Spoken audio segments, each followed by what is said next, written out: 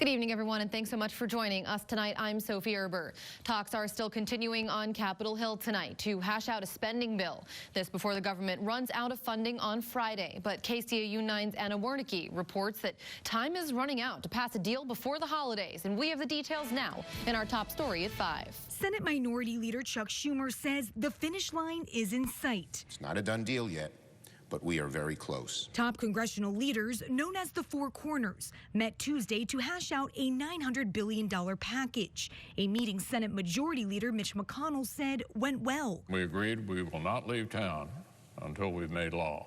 Lawmakers agreed to drop state and local aid, a top priority for Democrats, along with liability protections for businesses, something Republicans were pushing for. It's time to set aside those pieces that we can't agree on and make progress on the ones we can. Texas Republican John Cornyn and the Democratic Minority Leader agree the bill doesn't go far enough, but both admit something is better than nothing. Right now, we must address this emergency over the short term.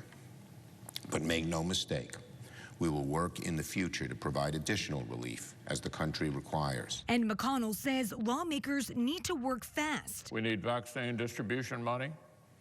We need to re-up the Paycheck Protection Program to save jobs. I think it will be done. I know it will be done because we have to do it. Failure is not an option. If Congress doesn't pass a deal, the government will run out of funding this Friday, and 12 million people will lose unemployment benefits the day after Christmas. In Washington, I'm Anna Wernicke, KCAU 9 News. COVID-19 regulations in Iowa are set to be relaxed. Governor Kim Reynolds today saying bars and restaurants will be able to return to their normal business hours, but patrons must still be seated while eating and drinking. I don't want to over-restrict. I think you have to be careful of doing that. As the governor of the state of Iowa, I have to find that balance to protect the life and livelihoods of Iowans. Reynolds going on to say if cases do rise and start to impact hospital capacity, the state will again dial up its restrictions. The lifting of the 10 p.m. curfew is bringing about a sigh of relief from bar and restaurant owners in Siouxland. But they're not the only ones grateful. Rideshare drivers also excited, they say, to return to their normal hours. The hours after 10 p.m. are when Uber and Lyft drivers make most of their money. But that becomes a problem when their regular customers, like bargoers, can't drink past 10 p.m. With COVID-19 already keeping many people away from bars entirely, plus the restrictions, drivers have had to work longer hours just to make the money they used to make in a few days. It's really going to be great for me and my business when they lift the restrictions, and I just can't wait, and I can actually make some money and not have to work 13 hours a day. When the curfew is lifted officially, Siouxlanders will be able to stay at restaurants and bars until their usual closing hours. Meanwhile, in Nebraska, Governor Pete Ricketts today giving an update on the state's vaccine timeline. More than 100 Nebraska hospitals and healthcare facilities are expected to receive their initial doses next week. But shipping delays are starting to cut back on how many doses the state can expect this month. We're going to be flexible with regard to that. If Pfizer continues to ramp up production, we should be able to catch up with this again and still hit that schedule where general public is getting this in April. Now, if the Moderna vaccine is approved, more than 30,000 doses will be shipped to Nebraska hospitals, many of which are in rural areas. Tyson Foods tonight says it has fired 7 top managers at its largest pork plant. This after allegations were made that they bet on how many workers would test positive for coronavirus. An independent investigation was then conducted. The company saying the investigation revealed troubling behavior that resulted in the firings at the plant in Waterloo. Now, Iowa Tyson Foods president and CEO Dean Banks says the behavior exhibited by these individuals does not represent the Tyson core value system, which is why we took immediate action and appropriate action, end quote. Banks traveled to the Waterloo plant on Wednesday to discuss the actions with the employees there. Let's take a look now at the latest COVID-19 numbers here in Siouxland. Woodbury County health officials recording 6 new virus-related deaths.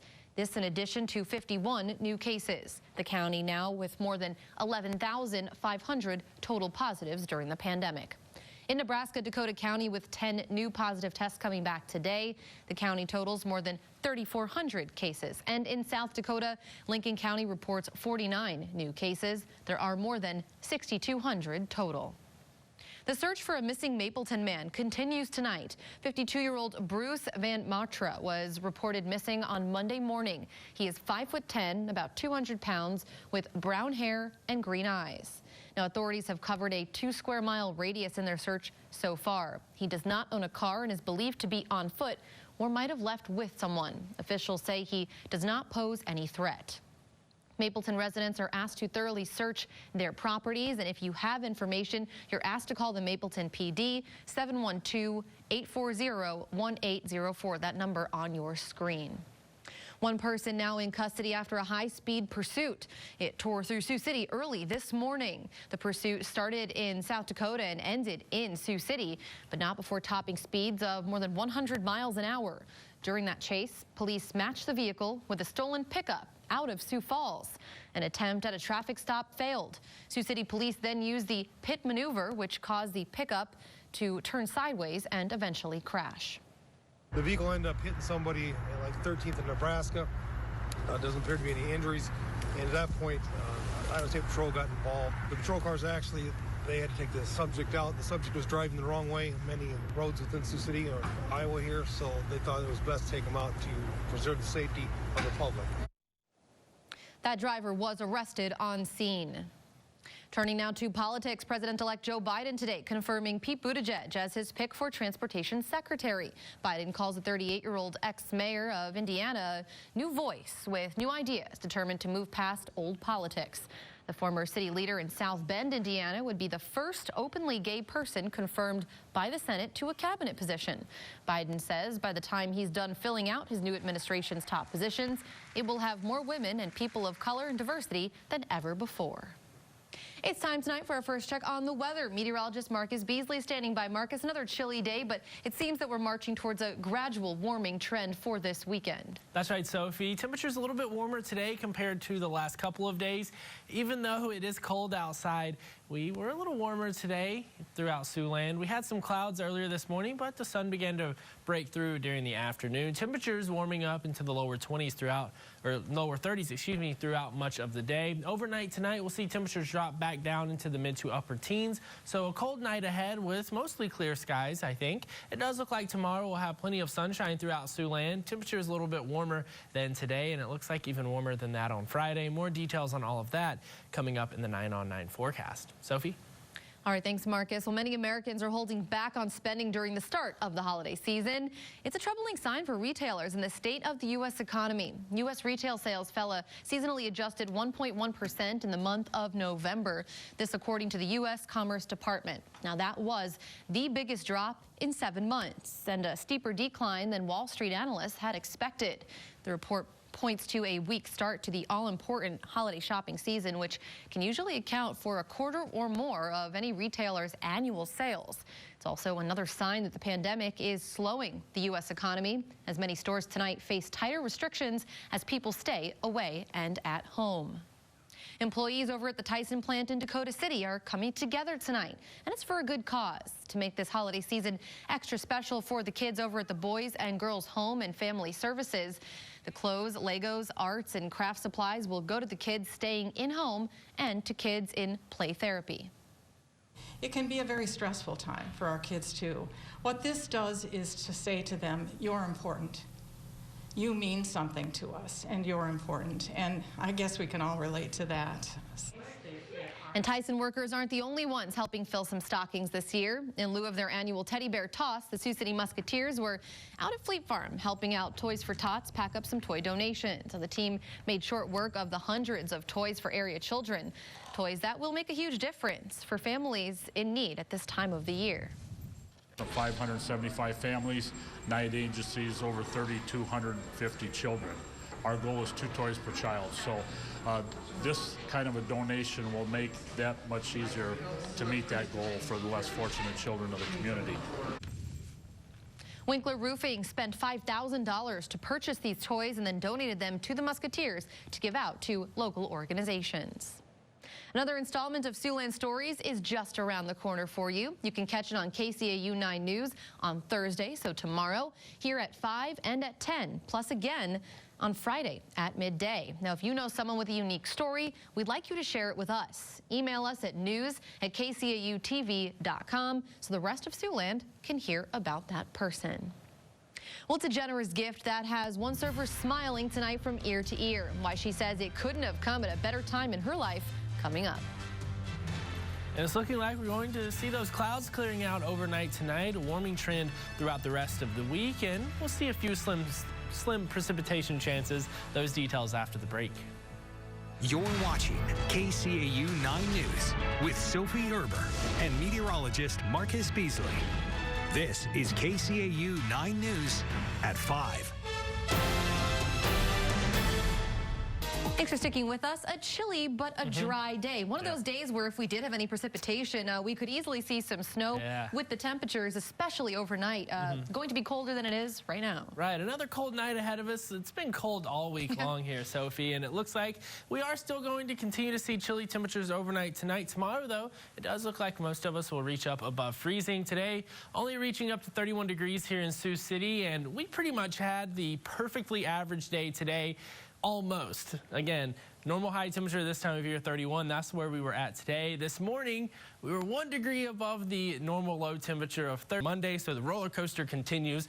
And then take a look at the end of the week. High temperatures only in the 20s for Thursday and Friday. But really, a lot closer to where we should be. And a lot of people are hoping for at least a little bit of white stuff between Christmas and New Year's. Yeah, so we'll see what happens. Slim chances. All right. Thanks a lot, Marcus. Well, Christmas is just 9 days away. Hard to believe. And hopefully you haven't forgotten about your Christmas shopping list. If you have, there are still plenty of places to buy some last-minute gifts. Of course, that does include your local stores and supermarkets. You can find some more last-minute shopping tips in your area in this digital exclusive story posted online on our website right now, SiouxlandProud.com, or the KCAU 9 News app. Well, the holiday movie season looks a lot different in 2020 with streaming services so popular now. However, coming up next, you'll check out a theater still going for that original premiere experience. But first, it's a season of giving, and at one restaurant, a table of women embracing that holiday spirit. Find out how much they tipped their server coming up next. A Texas waitress tonight counting her blessings after getting a $1,000 tip. It was amazing timing for her, too, because just the night before, her grandmother had been rushed to the hospital with COVID-19. Now, she had no idea one table of women would give her just what she needed to push her through. Not want to go in at all that day. It was just a really bad day. I was feeling really down. But I had called people before that and just to vent to them, and they had all told me just to go to work and get it off my mind. Natalie Huerta serving a group of women later that night. They were all very nice. They all ordered. They had even checked out and left me tips on the actual check. But the kindness didn't stop there. They told me to put the plates down, that they had a gift to give me. The woman handing Natalie a personalized envelope. I went to the back to open it because it felt very bulky. And it was $1,000 in cash, and it was actually a little more than $1,000. It was like $1,080 or $90. And I told them I was so blessed and so thankful that this has never happened to me before. You know, it was amazing. All because she left a positive impression. They told me that all week they had been praying for a server that was grateful and worthy enough to receive the gift that they were about to receive, and that they prayed to God that it was a person that really, really needed it. Sadly, on Monday, Natalie's grandma passed. She lived till 86 years old. She had 12 kids and a big, huge family, so we're all trying to be strong just for her. Natalie says she's grateful for the gift and hopes to continue the chain of giving back. Servers in general are, you know, really hardworking, and we really try to put on our best face for everybody and our customers every day. And I think it really means a lot. I mean, not even for servers, but for people, you know, that need it or people that don't need it. You know, I think it's always good to give back and receive it too. Well, coronavirus is affecting Hollywood like every other industry this year. So how are blockbusters being released in this 2020 holiday movie season? We'll show you how one theater is doing it next. The holiday movie season taking a different shape this year as COVID-19 restrictions are driving big production companies to release their films on streaming services. But one theater is still hopeful they can bring people in to view the latest releases on the big screen.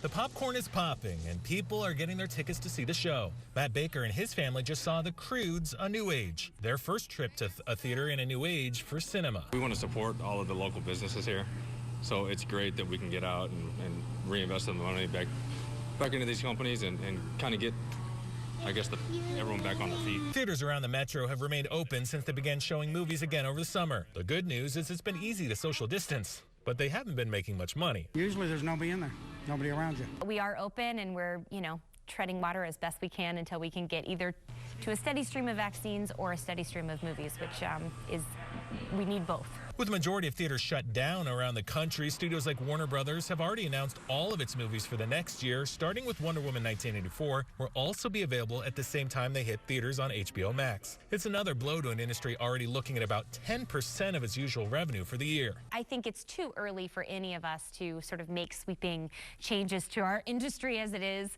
I think my grandfather always said that people all have a kitchen table, but they still go out to dinner because you crave that social interaction. And I think there's nothing better than laughing in an auditorium with a group of people, and you can't get that at home. If you do head to the theater, they'll be following worldwide cinema-safe protocols that executives say have successfully prevented a single known case of coronavirus from spreading inside. Because we're following those, I feel very confident in saying that our guests can return and see Wonder Woman on the big screen the way movies were meant to be seen. Let's take a live look out. Bundle up tonight. It's going to be a cold one. Temperatures dropping down into the mid to upper teens. We will have those clouds clearing out. Still a few clouds, though. Tomorrow, we'll have temperatures warmer in the upper 30s. No snow, but it'll feel like Christmas. Oh, yeah. Thanks, Marcus. Thank you for joining us. We'll see you back here at 6. Good night.